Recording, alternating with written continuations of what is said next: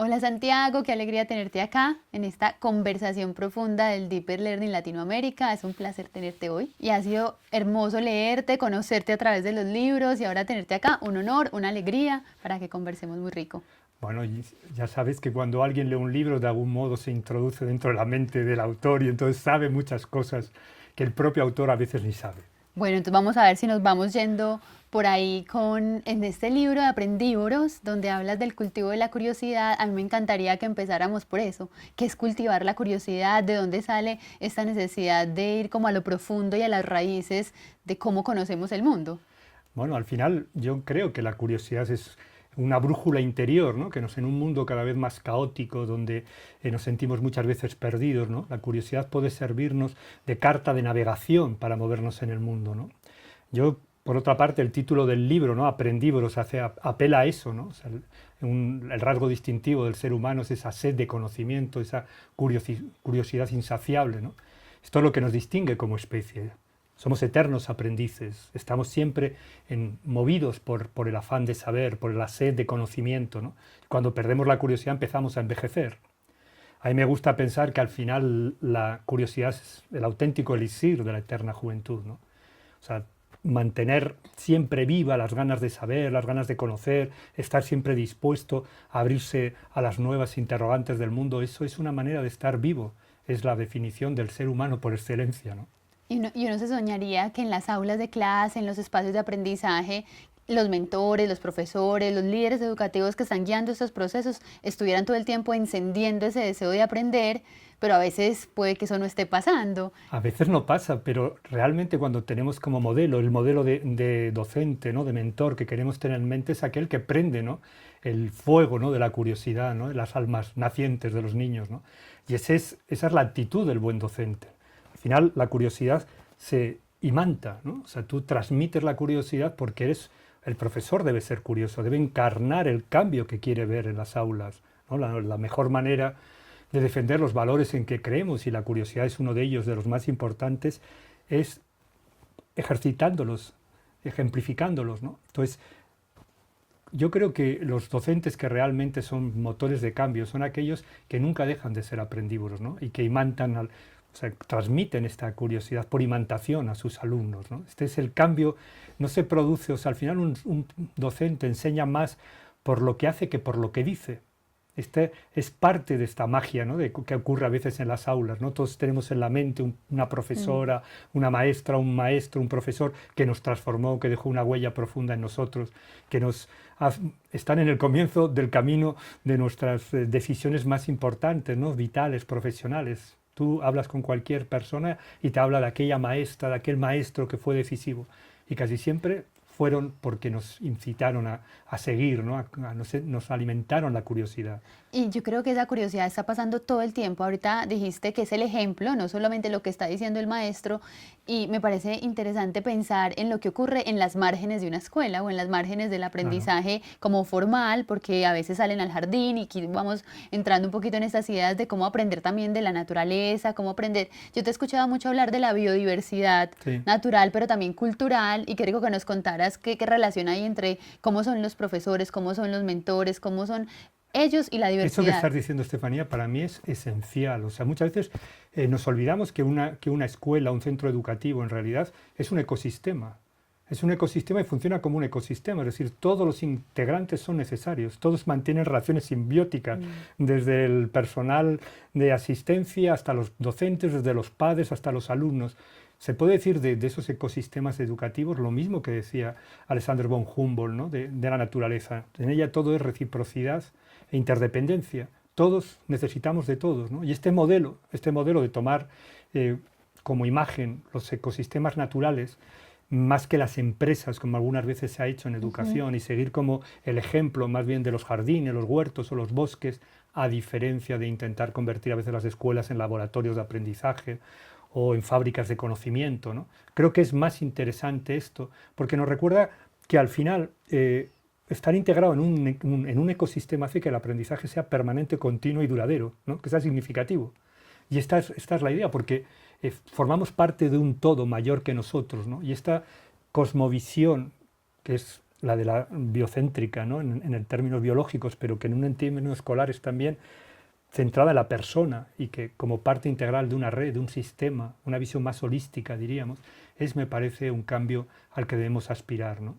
Dijiste una cosa que puede ser polémica, Sí, y es que dijiste que mejor que un laboratorio de aprendizaje o una fábrica de conocimiento, una perspectiva de ecosistema. Me sí. gustaría hacer un poquito más de énfasis porque creo que está en nuestra cotidianidad hablar siempre de laboratorio, siempre de prueba, de mezcla. Entonces tengo curiosidad porque si queremos aprender todo el tiempo y estamos curiosos y es el cultivo de esa curiosidad y de esa búsqueda, ¿dónde está como la Bueno, tensión ahí con estamos hablando, muchas veces utilizamos esas palabras como metáforas, ¿no? Ajá. Laboratorio, empresa, etcétera. Pero las palabras tienen muchas connotaciones, ¿no? Yo muchas veces digo también, ¿no? Que los centros escolares son donde ensayamos pues los valores rectores de nuestra sociedad, ¿no? Y utilizo un poco una metáfora científica. Pero me parece que está muy bien desplazar la mirada otra vez de la educación hacia el mundo del cultivo, hacia el mundo de la jardinería, de la naturaleza, porque al final, como hemos dicho muchas veces, ¿no?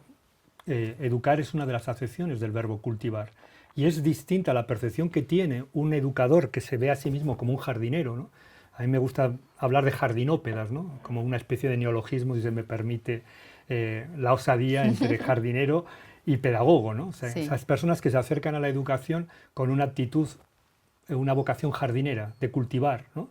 Creo que es distinta que el que intenta, que tiene por delante la de producir, la eficiencia, o la de obtener resultados académicos, ¿no? La Ujú. actitud de cultivar de cultivador es diferente, ¿no? Creo que pone por, bueno, su código existencial sería más bien la paciencia, sería más bien la espera paciente, el deseo de cuidar, la voluntad de conseguir una educación más integral, donde se vea a las personas dentro de un entorno social, ¿no? Por eso me gusta, diríamos, prescindir de algunas metáforas muy habituales en Ujú. el terreno de la pedagogía y de la educación, ¿no? Que apelan al laboratorio de ideas o a fábricas de conocimiento o a una visión mucho más de innovación tecnológica, ir sustituyéndolas por esta visión más jardinera, más, si queremos, más elemental o primaria, pero que creo que dice mucho de nuestros, o sea, al final expresa muy bien la voluntad de cuidado y paciente espera, ¿no? Que creo que es algo Y ahí pienso mucho en ser maestra, ¿cierto? En esta sensación de que es un proceso también de autoconocimiento. Cuando sin uno duda. enseña, necesita ir al fondo de uno mismo, como si se fuera a arar la tierra, a cultivarle. Creo que está más asociado con germinar, con ver cómo ese conocimiento o esa transformación de los relatos que nos constituyen se van transformando Claro. en esa germinación lenta. Es que has dicho muchas cosas muy interesantes. Una, primero, o sea, que ser radical es ir a las raíces, eso es el significado Ujú. de radical, ¿no? O sea, una cosa, muchas veces pecamos de novedoso, buscamos la novedad, ¿no? Pero lo nuevo muchas veces tiene que ver con volver a la raíz, volver al origen, ¿no? Ser original es volver al origen, ser radical es volver a la raíz, ¿no? Entonces, cualquier persona que quiera ser motor de transformación tiene que hacer ese viaje, no se lo puede ahorrar. O sea, la sabiduría una la conquista, esa sabiduría, diríamos, educativa para transmitir a los chicos, no se puede, no se adquiere en las facultades, no se adquiere en ningún centro comercial o en una web o no sé, en una página online, ¿no? Sino que la tienes que segregar tú, con tus propias renuncias, con tu propio trabajo personal, etcétera. Así te vuelves creíble, lo que tú transmites se vuelve creíble, puedes hablar con conocimiento de causa, ¿no? Esto es lo que decía antes, ¿no? O sea, para defender los valores en los que creemos debemos encarnarlos, debemos ejercitarlos. La coherencia de vida es el principal capital de un profesor. Entonces, nosotros hemos sentido a veces con los maestras, maestros, sensaciones de que este profesor es fiable, ¿no? Aunque igual era duro, era disciplinario, tenía actitudes, castigaba, pero sabíamos que era una persona creíble, que era una persona coherente, que era una persona de la que nos podíamos fiar. Esto ocurre así en la vida. Los niños más pequeños necesitan, hay estudios sobre esto, necesitan menos de 10 segundos para saber si se pueden fiar de un docente. Y Para esto nos pasa a confiar. todos. Para confiar. Esta es la base de todo. Es la base de los mercados financieros y la base del milagro educativo y la base del amor y la base de la confianza social, ¿no? Cuando las gentes pierden la confianza en el otro, en las instituciones, los países fracasan, las relaciones sentimentales fracasan, la educación fracasa. Si pensamos en esta metáfora todo el tiempo del cultivo y del cuidado que está tan emparentado, y los maestros están y los líderes educativos, yo siempre creo que esto es un ecosistema muy amplio, que para que algo ocurra en un aula tiene que haber un entramado como el micelio por debajo, comunicándonos muchas cosas. Para que eso ocurra está el maestro cultivándose para cultivar y en el cultivo de sus estudiantes o de las Sí. personas con que se relaciona, pues se cultiva él también. ¿Cómo se hace ese cultivo? ¿Cómo se cultiva la curiosidad? Ese es el gran milagro, ¿no? O sea, yo, en este libro que decías hay un capítulo que se titula De profesión aprendiz, pero habla de aquellos aprendizajes que un profesor veterano ha adquirido en el trato con chicos, de los cuales ha recibido valiosas lecciones de vida, ¿no? Para eso hay que estar dispuesto a recibir lecciones, ¿no? Hay que estar dispuesto a ser esa actitud de eterno aprendiz, ¿no? De que tú puedes tener muchos más años que tus alumnos, pero tus alumnos también tienen algo que enseñarte, ¿no? En la escuela del mundo, al final, todos somos maestros y alumnos, ¿no? Intercambiamos estos papeles y esta disposición, ¿eh? Que es muy, muy importante, esta actitud de apertura, ¿no? Al otro, de apertura a lo que el otro te puede enseñar, a lo que el otro te puede comunicar, ¿no? Y creo que hay una palabra que a veces está muy gastada, es como esas monedas que se han usado mucho, pero que tiene mucho valor, que es humildad, ¿no? Que a su vez viene de humus, ¿no? De la tierra fértil de cultivo, ¿no? Entonces, podríamos decir que esa curiosidad es el humus fertilizante, ¿no? De una mente cultivada, ¿no? Y la curiosidad también está muy emparentada con dudar, pues con tener, hacer Totalmente, ¿eh? preguntas. Y Cuestionarse a uno mismo, ¿no? sí, Claro. y eso es súper cerquita del pensamiento crítico, de mirar dos veces algo, de buscarle como los paradigmas, el que creo, el que creo que el otro cree. Y en este libro de Aprendívoros, vamos a ir mezclando pues historias en este ratito. Aparece la tecnología, ¿cierto? Sí, Aparecen las preguntas por este mundo en el que estamos y qué pasa si nos formamos para relacionarnos con la tecnología o si nos dejamos dominar un poco de claro, ella. es que aquí bueno, has tocado muchos temas, ¿no? Por una parte está el tema del pensamiento crítico, es decir, yo soy un defensor de la filosofía. La filosofía encarna el pensamiento crítico. Me gusta recordar a mis alumnos una anécdota muy antigua, ¿no? De Antístenes, uno de los discípulos de Sócrates, ¿no? Que cuando le preguntaron, ya siendo un anciano, un veterano, sabio, ¿no? Muy reconocido en Atenas, ¿para qué servía la filosofía? Él, sin titubear, respondió que la filosofía le había enseñado a hablar consigo mismo, ¿no? Cuestionarse uno a sí mismo, de estar en permanente, hacerse preguntas incómodas, pero no a los otros, sino también a uno mismo, estar dispuesto a cambiar la visión que uno tiene del mundo. Esta es la actitud filosófica. Vivir filosóficamente es vivir en la duda, vivir aceptando la incertidumbre como motor palanca del cambio, ¿no? Y una cosa que está pasando es que muchas veces las tecnologías más avanzadas, creemos que por aplicar tecnologías avanzadas basta para avanzar en la educación, y no es así. Las tecnologías muchas veces nos están llevando en el camino, en la dirección contraria que el pensamiento crítico, nos están llevando a unas formas de totalitarismo digital o de visiones muy unidireccionales, ¿no? Antes hablábamos, ¿no? Defendemos la biodiversidad biológica, pero después defendemos el pensamiento único. No, no. O sea, la biodiversidad biológica y la pluralidad de opiniones, la biodiversidad biológica debe ir en relación en paralelo con una defensa de la divergencia de pareceres, porque eso nos enriquece, porque eso nos hace estar permanentemente en un continuo debate con los otros y con nosotros mismos, ¿no? Esa es la ética del diálogo, de la que hablaba Antístenes y de la que es la esencia de la filosofía. Porque al final el diálogo es una voluntad, es una aventura, ¿no? En el que nos ponemos en camino dos personas, como ahora tú y yo, y no sabemos a dónde vamos a llegar. Esto lo hace interesante. Esta es la aventura de la vida, ¿no? Mientras a veces unas visiones tecnológicas que están mucho más pautadas, que han ido matando la esencia del diálogo o la esencia de ese pensamiento crítico, porque el pensamiento crítico va unido a una visión compleja del mundo, a una complejidad, a unos tiempos, a una lentitud que está reñida muchas veces con las nuevas tecnologías, ¿no? A mí me gusta decir que no podemos, bueno, que necesitamos otros tiempos, porque la tecnología, los problemas que nos causa la tecnología no los podemos resolver con la tecnología como muchas veces estamos planteándonos, ¿no? O sea, estoy pensando en la dispersión mental, en la ansiedad, en los problemas de hiperactividad que vemos en las aulas, en las escuelas. La solución a los problemas causados por la tecnología no puede ser más tecnología, sino más pensamiento crítico, más conciencia, diríamos, de uno mismo, más capacidad de tener un control, un autogobierno de uno mismo, ¿no? Y si no, pues corremos el riesgo de lo que estamos viendo, ¿no? Que nos vamos convirtiéndose en las herramientas de nuestras propias herramientas digitales, ¿no? Y esta es una amenaza que está cada día más presente en nosotros, ¿no?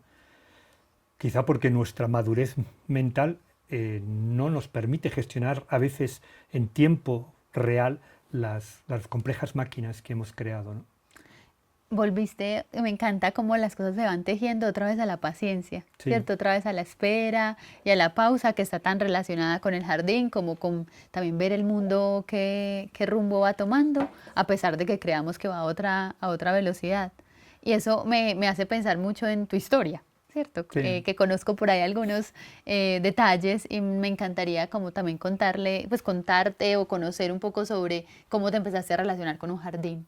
¿Por qué? ¿Por qué mirar el jardín? ¿Por qué mira el jardín? Bueno, hay un episodio muy personal, muy íntimo, pero que creo que se puede contar porque quizá arroje luz, ¿no? A otras personas, ¿no? Yo he tenido una vida como escritor, una vida como académico, hasta que en un momento de una crisis personal volví a la tierra, me puse a cultivar, hice un jardín, algo que había sido un hobby a lo largo de toda mi vida.